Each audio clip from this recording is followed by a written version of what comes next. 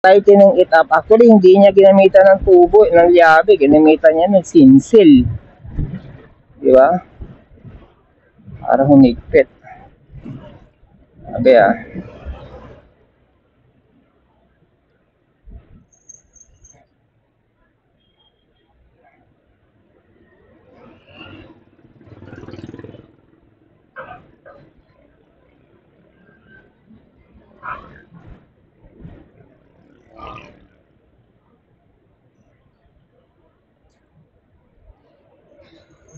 Naka-signal pa ako Signal pa nga.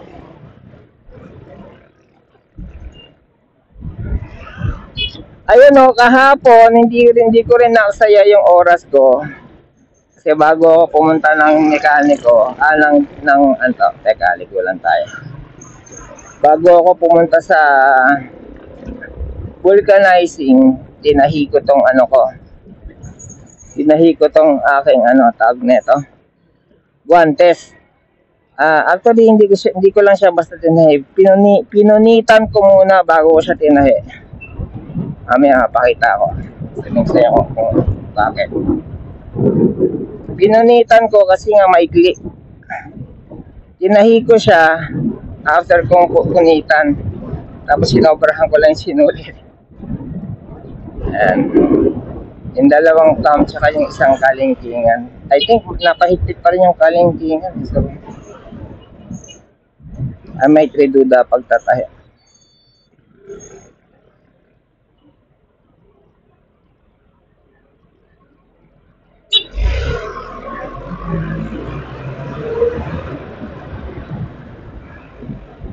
First time na wala akong reflector na lumayo. So again, always bring a reflector. Kahit yung meron ako manipis, sobrang nipis, kasya sa bulsa. Ba't pala dinadala ko yan? Case of emergency. You should always have something bright na for people, driver to see you by.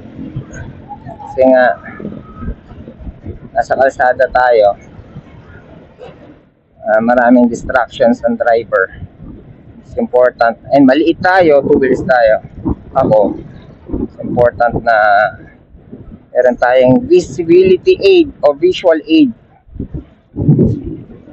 if you may. Teka, naka-signal pala to. So, kakanan ka ba o?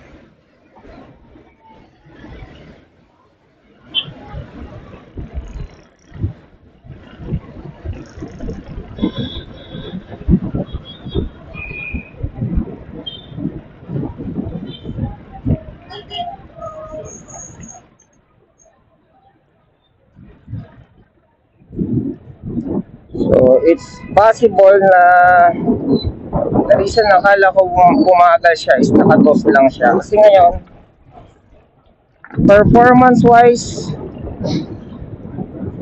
wala naman akong reklamo. I mean, siguro kung iabot mo to sa akin without me knowing na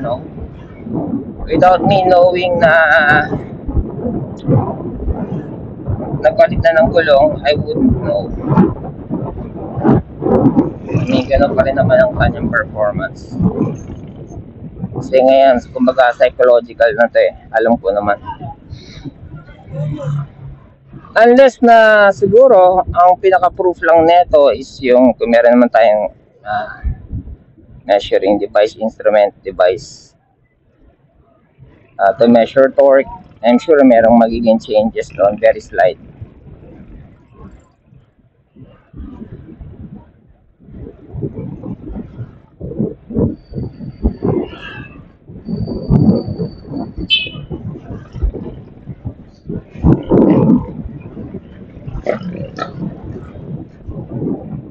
So, from yesterday, mga lakad-lakad ko yesterday, bakit may naka-hazard pa dun sa likod? And today, ilang kilometers na ba ako today? 12 kilometers na. And I have few kilometers more.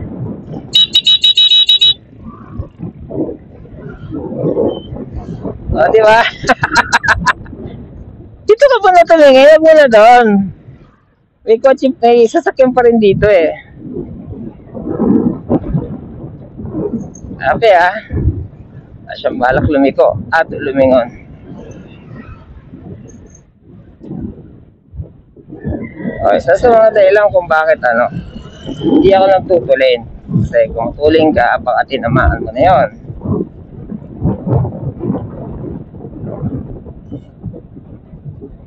And kapag meron akong iiwasan, hindi ako nagsuswerve. Especially kung ang focus ko dun sa iniwasan ko. Kasi baka pag swerve ko, merong matulin sa gilid ko, sa likod ko, na hindi ako maiwasan, maprenuhan, di sa pool ako. Diba? At least yung brake, yung kasunod mo, aware siya na kasunod ka. Unless din kasunod mo, hindi aware na may sinusundan siya. That's a different story. So again, ito yung kalsada na masarap testingan. And dito ako dumulas. Hindi naman dumulas as in natumba. Yung dumulas yung gulong dahil humampas yung hangin nung nag-corner ako. Kasi yung corner niya, yung bahay o yung lote, ang bakod niya mesh wire. Kaya tagos yung hangin. Gumalaw yung gulong sideways. Umurong yung gulong sideways. Kumiling, kumaga. Paghampas sa akin ng hangin. Isipin mo yan. Ganun kadulas yung gulong na to. Yung tinanggal kong gulong. And one of the advantages na rin, syempre, nitong meron kang e-bike or e-motorcycle is ganitong emergency. Isipin mo pag nakabisikleta, medyo laborious yung ganitong emergency. By the way, ito yung delikadong curve or liko, blind curve na lagi kong inaano sa truck na kapag dito ang delivery, condition nyo yung preno nyo and careful sa kanto na yan.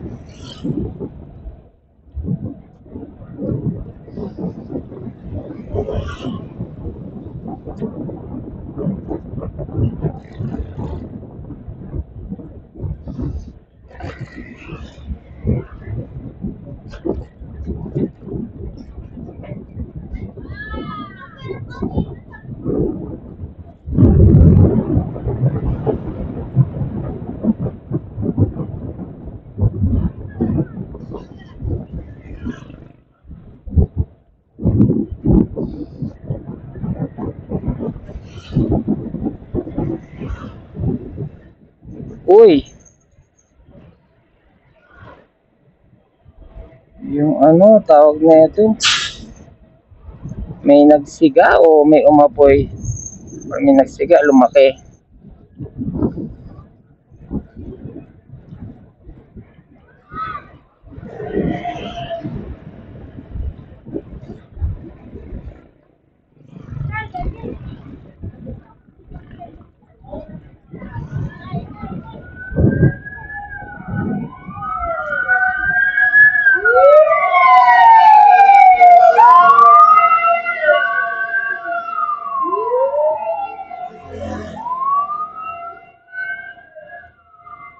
Na tayong maabot ng pang-merienda.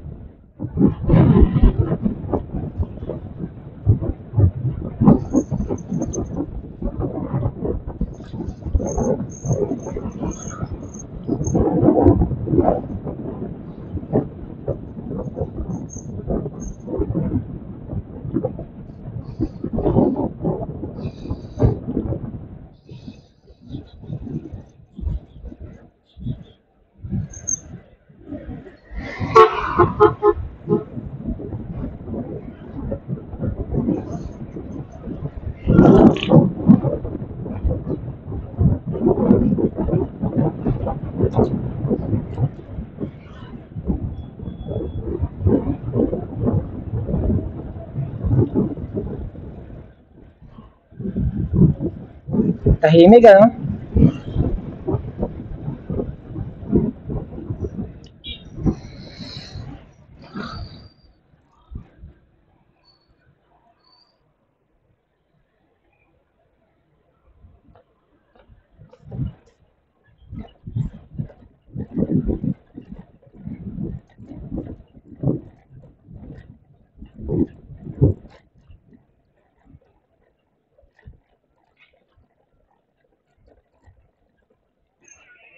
Diyan lang kay Lim, yung deliver ng hollow blocks. Ha? Kay Lim. Kay Ano yung Phoenix. Yung bahay pinapagawa kay Lim. Lim. Lim, yung pagkalan dyan sa baba. Silent Point? Malala anong street eh. Basta yung kay Phoenix, yung gumagawa Phoenix.